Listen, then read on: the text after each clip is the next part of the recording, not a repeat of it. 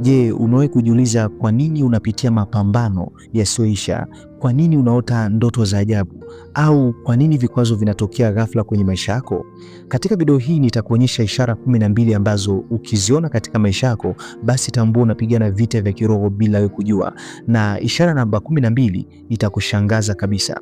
Kabla tujaendelea na somo letu la leo, nipende kuwashukuru watu wote mlio subscribe katika channel yetu hii ya Nguvu ya Maono Media. Hakika ninyi ni watu wa thamani sana na muhimu kwetu. Tunawaombea kwa Mungu awalinde, awatunze na aendelee kuwafanikisha kwenye kila jambo ambalo mnalifanya. Lakini pia kama ndio mara yako ya kwanza kabisa kuungana nasi na bado hujasubscribe, basi hakikisha una subscribe kisha unabonyeza kitufe cha alama kengele ili uendelee kuyapata maarifa tunayoyatuma kila siku. Hakika Nguvu ya Maono Media ni mgodi wa maarifa. Twende moja kwa moja tukaziangalie ishara 12 ambazo ukiziona kwenye maisha yako, basi unatakiwa utambue kuwa unapitia vita vya kiroho bila wewe kujua. Ishara namba 1 ambayo ukiona basi unatakiwa utambue kuwa unapitia vita vya kiroho bila wewe kujua, ni upinzani mkubwa kwenye maeneo muhimu ya maisha yako. Ukianza kuona kila unapokaribia mafanikio fulani, yamkini ni kazi, ndoa, biashara, huduma, ghafla kunatokea vurugu au kikwazo kikubwa kisichoelezeka. Hii ni ishara mojawapo ambayo inaonyesha unapitia vita vya kiroho bila wewe kujua. Kwa hiyo ukianza kuona unapitia upinzani mkubwa kwenye maisha yako, unaanza kuona unapitia wakati unakaribia kupata baraka zako, unakutana na upinzani usioelezeka, unakutana na kikwazo kisichoelezeka. Hii ni ishara mojawapo ambayo inaonyesha unapitia vita vya kiroho bila kujua. Kwa hiyo hutakiwi kunungunika unapoona hali ya namna hii, unatakiwa usimame na uombe kabisa. Lakini ishara namba 2, ndoto zinazojirudia rudia na zenye mapambano. Mfano, unaota mara kwa mara unapigana vita, unakimbizwa, unaanguka au unapoteza kitu cha muhimu.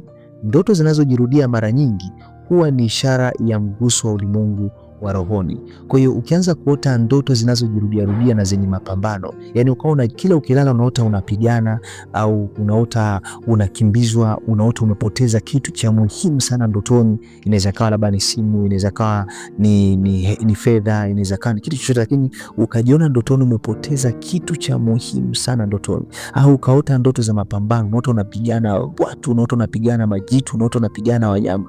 Hii ni ishara mojawapo ambayo inaonyesha kuwa unapitia vita vya kiroho bila wewe kujua. Watu wengi wamekuwa wakiota ndoto za mapambano, lakini wengi huwa hawaelewi ndoto hizo zinaashiria vitu gani. Ukiota ndoto za mapambano, yani ukajiona ndotoni labda unapambana na wanyama wakali au unapambana na watu wasioeleweka, hii ni ishara ambayo inaonyesha kuwa unapitia vita vya kiroho bila kujua. Lakini katika ndoto za mapambano ni muhimu kuzingatia, je, kwenye ndoto hiyo umeibuka mshindi au ndoto hiyo umejeruhiwa?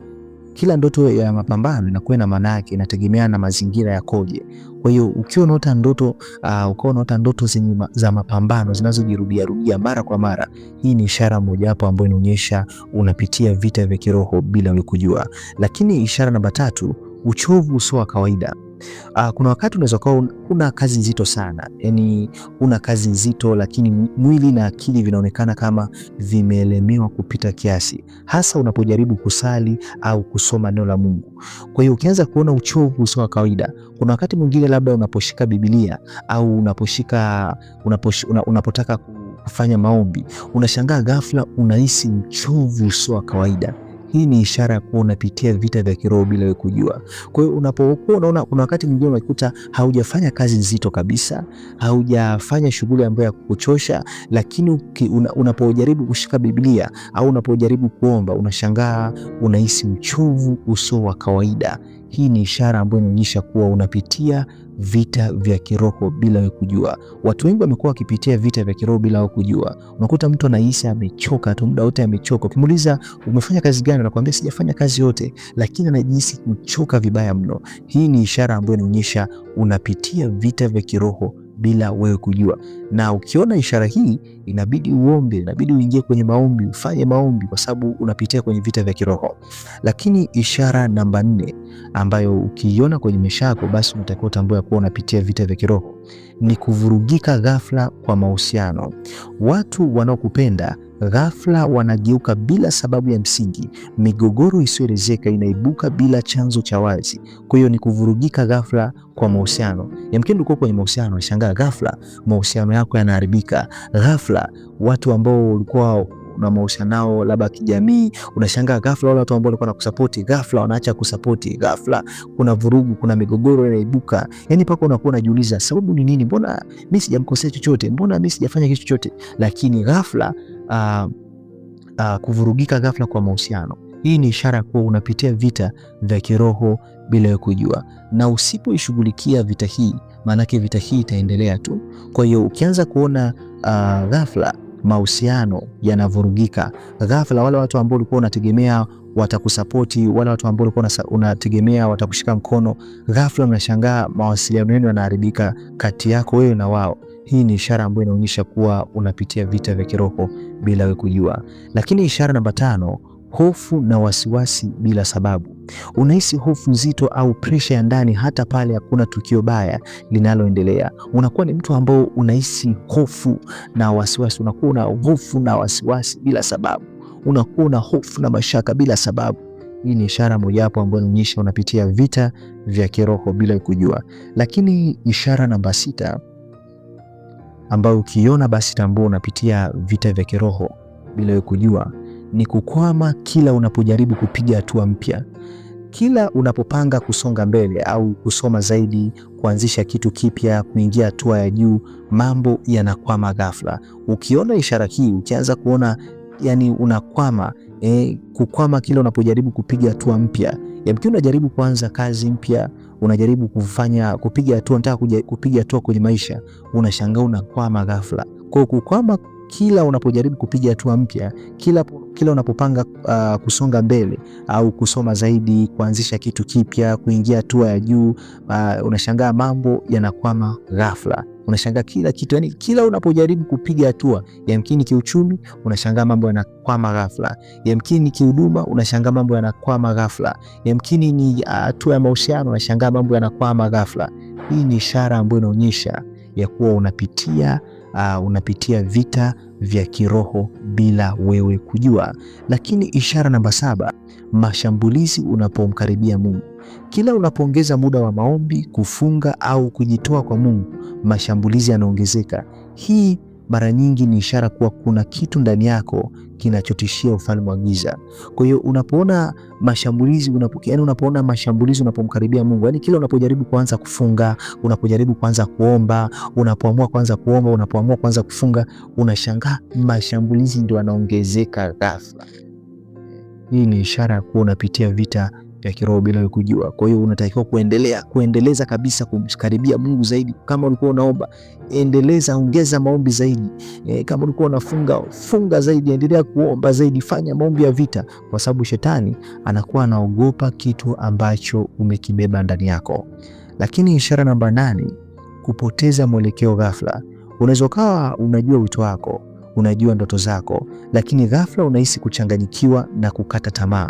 Kwa hiyo kupoteza mwelekeo ghafla, ukiona unapoteza mwelekeo ghafla, hii ni ishara yamkini unaweza kuwa unajua kabisa wito wako, unajua ndoto zako, lakini ghafla unahisi kuchanganyikiwa, unahisi kukata tamaa kabisa.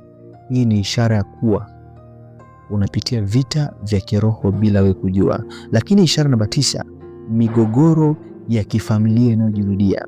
Matatizo yale yanarudi katika vizazi kama vile talaka, umaskini, magonjwa fulani, kushindwa ghafla, ni ishara mojawapo ambayo inaonyesha unapitia vita vya kiroho bila wewe kujua. Lakini ishara namba 10, wivu na upinzani usio wa kawaida kutoka kwa watu. Yani kuna watu wanaokuchukia bila hata kukujua vizuri. Hii mara nyingi hutokea pale mtu ana neema au kusudi maalum.